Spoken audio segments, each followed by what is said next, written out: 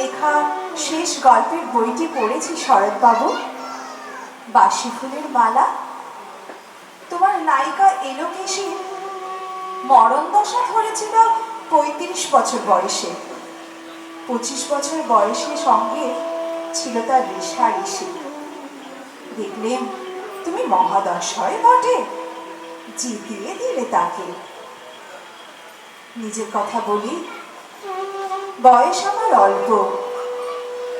একজনের মন ছুঁয়েছিল আমার এই কাঁচা বয়সের মায়া, তাই জেনে পুলক লাগতো আমার দেহে। ভুলে গিয়েছিলেন আমি অত্যন্ত সাধারণ মেয়ে। আমার মতন এমন আছে হাজার হাজার মেয়ে। অল্প বয়সের মন্ত্র তাদের যৌবনে। তোমাকে দোহাই দিই, একটি সাধারণ মেয়ের গল্প লেখো তুমি। বড় দুঃখ তারও স্বভাবের গভীরে অসাধারণ যদি কিছু তলিয়ে থাকে কোথাও, কেমন করে প্রমাণ করবে সে? এমন কজন মেলে যারা তা ধরতে পারে? কাঁচা বয়সের জাদু লাগে ওদের চোখে। মন যায় না সত্যের খোঁজে, আমরা বিকিয়ে যাই মরীচিকার দামে। কথাটা কেন উঠলো তা বলি। মনে করো তার নাম নরেশ।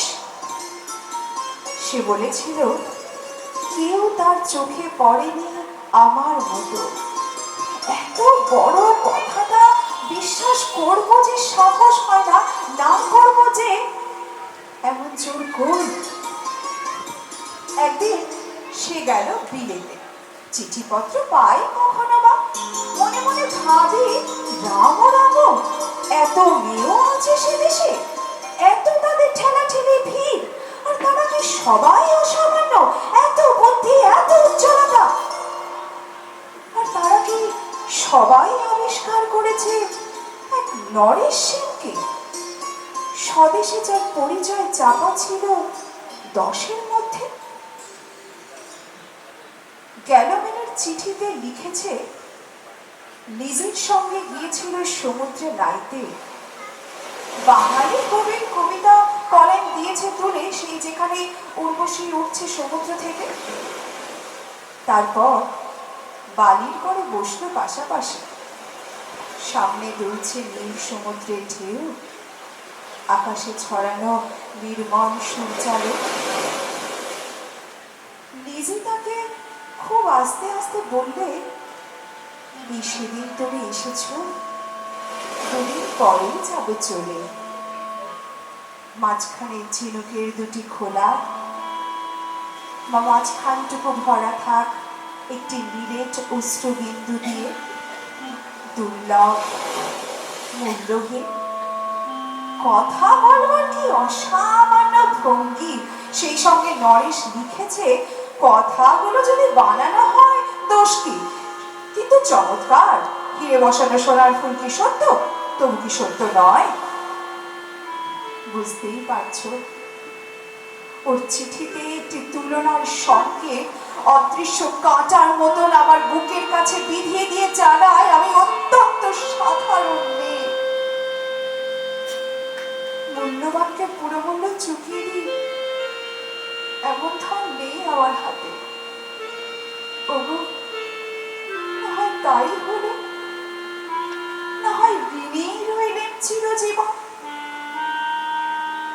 পায়ে পড়ি তোমার, একটি গল্প লেখো তুমি শরৎবাবু। নিতান্ত সাধারণ মেয়ের গল্প, যে দুর্ভাগিনীকে দূরের থেকে পাল্লা দিতে হয় অন্তত 5-7 জন অসামান্যের সঙ্গে, অর্থাৎ সপ্তরথিনীর মান। বুঝে গিয়েছি আমার কপাল ভেঙেছে, হার হয়েছে আমার। কিন্তু তুমি যার কথা লিখবে তাকে জিতিয়ে দিও আমার হয়ে। পড়তে পড়তে মুখ যেন ওঠে ফুলে, ফুলচন্দন পড়ুক তোমার কলমের মুখে। তাকে নাম দিও মালতী। ওই নামটি আমার, ধরা পড়বার ভয় নেই। এমন অনেক মালতী আছে বাংলাদেশে। তারা সবাই খুব সামান্য মেয়ে, তারা ফরাসি জার্মান জানে না, কাঁদতে জানে। কি করে জিতিয়ে দেবে? উচ্চ তোমার মন, তোমার লেখনী মহীয়সী। তুমি হয়তো তাকে নিয়ে যাবে ত্যাগের পথে, দুঃখের চরমে শকুন্তলার মতো। দয়া করো আমাকে, নেমে এসো আমার সমতলে। বিছানায় শুয়ে শুয়ে রাত্রির অন্ধকারে দেবতার কাছে যে অসম্ভব বর মাগি, সে বর আমি পাবো না, কিন্তু পায় যেন তোমার নায়িকা।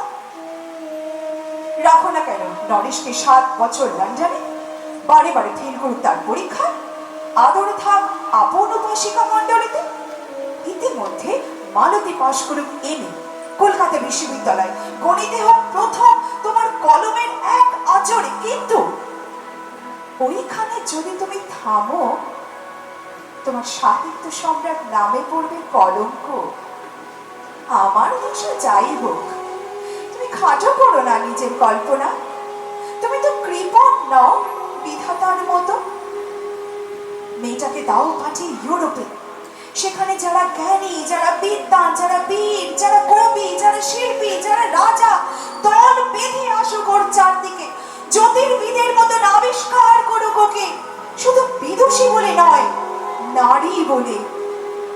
ওর মধ্যে যে বিশ্ব বিজয় জাদু রয়েছে, ধরা পড়ুক তার রহস্য।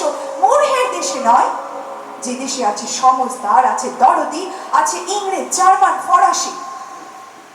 মালতীর সম্মানের জন্য সভা ডাকা হোক না, বড় বড় নাম জাদার সভা। মনে করা যাক সেখানে বর্ষণ হচ্ছে মুষলধারে চাটুবাক্য। ওর চোখ দেখে ওরা সব করছে কানাকানি, বলছে ভারতবর্ষের সজল মেঘ আর উজ্জ্বল রৌদ্র মিলেছে ওর মোহিনী দৃষ্টিতে। এইখানে জনান্তিকে জানিয়ে রাখি, সৃষ্টিকর্তার প্রসাদ সত্যই আছে আমার চোখে, বলতে হলো তা নিজ মুখে। যদিও এখনো কোনো ইউরোপীয় রসজ্ঞের সাক্ষাৎ ঘটেনি কপালে। নরেশ এসে দাঁড়াক সেই কোণে, আর তার সেই অসামান্য মেয়ের দল। আর তারপরে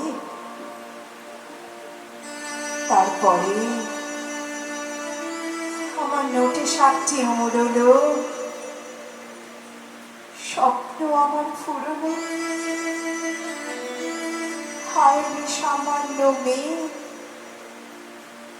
হায় রে বিধাতার শক্তির অপব্যয়।